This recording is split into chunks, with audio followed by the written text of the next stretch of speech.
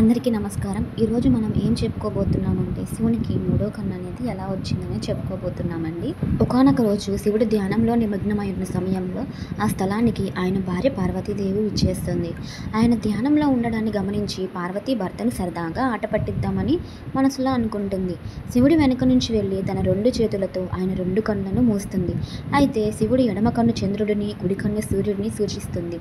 అయితే పార్వతీదేవి ఆ రెండు కన్నులను మూసేయడంతో ముల్లోకాలు మొత్తం చీకటిని అలుముకొని అల్లకొల్లోలంగా మారిపోతాయి. దేవతల నుంచి పామరుల వరకు అందరూ ఆందోళన చెందుతుంటారు. ఈ క్రమంలోనే నీలకంఠుడు తనలోని శక్తినంతా పోగేసి తన నుదిటి నుంచి అగ్నిని ఉద్భవింపచేస్తాడు. ఆ అగ్నితో ముల్లోకాలకు వెలుగుని ప్రసరింపచేస్తాడు. ఈ క్రమంలోనే శంకరుడికి మూడో కన్ను వచ్చిందని పురాణాల్లో ఉన్న కథ అండి. అయితే దీనికి ఇంకో స్టోరీ కూడా ఉంది. ఇదిలా ఉంటే మరిన్ని కథలు కూడా వాడుకలో ఉన్నాయి. ఆదిపరాశక్తిని తన త్రిమూర్తులైన బ్రహ్మ, విష్ణు, శంకరుడిని సృష్టించింది. అయితే ఈ ముగ్గురులో ఎవరో ఒకరు తనని వివాహం చేసుకోవాల్సిందిగా ఆదిపరాశక్తి ఆజ్ఞాపిస్తుంది. మొదట ముగ్గురు కూడా అందుకు నిరాకరిస్తారు. దీంతో తీవ్ర ఆగ్రహానికి గురైన ఆదిపరాశక్తి తన మూడో కన్ను తెరిచి ముగ్గురిని భస్మం చేస్తానంటూ శపించగా పరమేశ్వరుడు ఈ సమస్యకు పరిష్కారం చూపిస్తాడు. తనకు ఆ మూడో కన్ను ఇస్తే తనను వివాహం చేసుకుంటానని మాట ఇస్తాడు.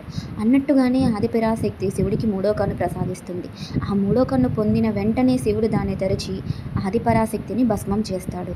ఇలా భస్మమైన బూడిద ఒక భాగాన్ని పార్వతిగా, మరో భాగాన్ని లక్ష్మిగా, ఇంకో భాగాన్ని సరస్వతిగా సృష్టించారని పురాణాలు చెబుతున్నాయి. ఇలా ముక్కంటి గురించి పురాణాల్లో ఎన్నో రహస్యాలు దాగున్నాయి.